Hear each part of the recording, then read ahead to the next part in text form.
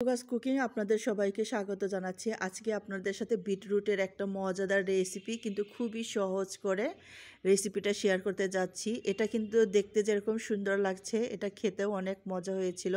তো রেসিপিটি করার জন্য এখানে আমি বিটরুট প্রথমে ভালো করে খোসা ছাড়িয়ে ধুয়ে এরকম কুচি করে কেটে নিয়েছি। আলুটাও খোসা ছাড়িয়ে ধুয়ে এরকম কুচি করে কেটে নিয়েছি। আলুটা কিন্তু কাটার পরেও আমি ধুয়ে নিয়েছি, বিটরুটটা আমার আর ধোয়া হয়নি। তো বিটরুটের সাথে আলুর এই রেসিপিটা কিন্তু খেতে খুবই মজা লাগে। গরম ভাতের সাথে সাইড ডিশ হিসেবে যেমন ভালো লাগে, তেমনি রুটির সাথেও। আর এখানে সাথে টমেটো একটা কুচি করে নিয়েছি, পেঁয়াজ কুচি নিয়েছি, কাঁচামরিচ নিয়েছি। রান্নার জন্য কড়াইয়ে তেল দিয়ে দিলাম। তেলটা একটু গরম হয়ে আসলে এর মধ্যে আমি কেটে রাখা পেঁয়াজ কুচিটা দিয়ে দিচ্ছি,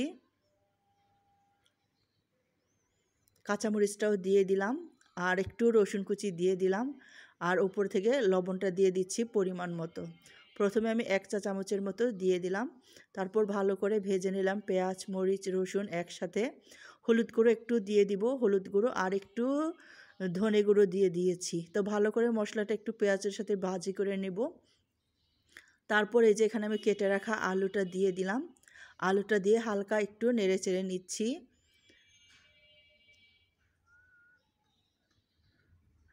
একটু এটা নেড়েচেড়ে নিয়ে এখানে আমি বিটরুটটা দিয়ে দিব। তো বিটরুট আমি এখানে যতটা কেটেছি সবটা দিব না, একটু কম দিব। আলুর থেকে যেন বিটরুটটা একটু কম হয়, বেশি হলে খেতে একটুও ভালো লাগবে না। আর যেটা হয়,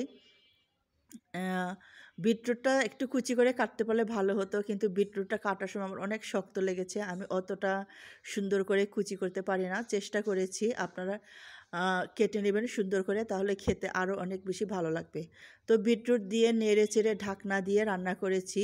তো আমার কিন্তু বিটরুট আর আলুটা একদমই সেদ্ধ হয়ে গেছে, সুন্দর একটা ফ্লেভারও চলে আসছে। একটু টেস্ট করে দেখেছিলাম, খেতেও ভালো লাগছে। আর একটু এটাকে নাড়াচাড়া করে নিব। আর ওই যে টমেটো কুচিটা যে কেটে রেখেছি সেটা এখনও দেওয়া হয়নি, এটা এখন এখানে দিয়ে দিব। আপনারা চাইলে এখানে ধনেপাতা কুচি দিতে পারেন। আজকে ধনেপাতা কুচি ছিল না বাসায়, তো আমার বাসায় যেটা ছিল সেটা হলো পুদিনা পাতা ছিল, সেটা আমি একটু দিয়ে দিচ্ছি। একটু ওপর থেকে সবুজ সবুজ কালার, দেখতেও ভালো লাগবে। আর এই যে কয়েকটা কাঁচামরিচ দিয়ে দিয়েছি। পুদিনা পাতা দিয়ে আমি আর বেশিক্ষণ রান্না করব না, অল্প কিছু সময় ঢেকে এটাকে আমি নামিয়ে নিব। তো এটা গরম ভাতের সাথে সাইড ডিশ হিসেবে যেমন খেতে ভালো লাগে, রুটির সাথে খেতেও কিন্তু অনেক বেশি ভালো লাগে। যারা বিটরুট খেতে চান না বা এইভাবে খাননি, অবশ্যই রান্না করে খেয়ে দেখবেন। এটা কিন্তু অনেক টেস্টি লাগে, আর এটা কিন্তু অনেক স্বাস্থ্যকর একটা রেসিপি। শীতের সবজি সবগুলোই একটু একটু করে খেয়ে রাখছি, শীত শেষে আর কিছুই পাওয়া যাবে না। তো সাথে থাকার জন্য আপনাদের সবাইকে অনেক ধন্যবাদ। এটা কিন্তু দেখতে যেমন সুন্দর লাগছে, খেতেও অনেক ভালো হয়েছিল। সবাই খুব ভালো থাকবেন।